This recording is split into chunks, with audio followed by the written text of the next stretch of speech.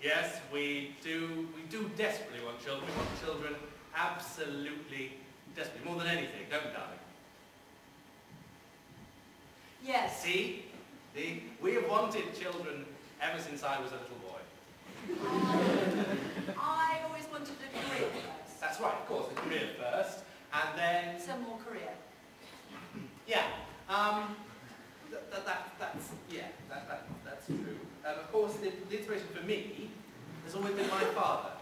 My father's the person who made me want to have children, because he's a very cruel man. And I hope that when we do successfully have children, he might stop calling me Billy Nosfer. At least in church. Let me just be very clear about something. I have absolutely nothing against certain children most of the time. It's 5 years to this very year that I lost my first wife, Rebecca. Still, as they said at the time, poker's a difficult game. If I didn't understand the rules, I shouldn't have been playing. Now, I do envy those women who walk around with those beautiful babies. But I think we have to face facts that with Anthony's genes, we are at least 50% likely to have a very ugly child. I do have a minor sexual problem, yes. Anthony's afraid of the vagina. I'm not afraid of the vagina. Andrew is scared witless of the vagina. I'm not afraid of the vagina. He's absolutely... I'm not afraid of the vagina! I'm afraid of the labia. This has led to some problems in the bedroom, and we now have to pass all fluids between us in a glass beaker. People make that very noise. They say, doesn't it kill the romance? Doesn't it kill the romance? And I say, no. No.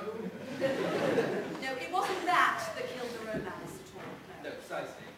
It does, of course, lead to some health and safety issues. Yes, during a particularly vigorous session, the beaker did in fact burst. Fortunately, Portia escaped with only superficial cuts and bruises. But then I am a very superficial person, so... It's true. She is. Now, someday, Anthony is just going to have to face up to the fact we will probably never have a child. Well, not with that attitude, obviously, darling. Not unless it's some sort of accident. Miracle, some sort of miracle.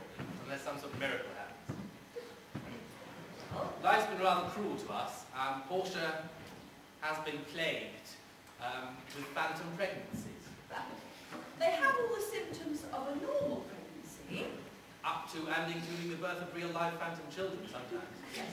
And I have to get the hospital to take them away very quickly because it is very upsetting.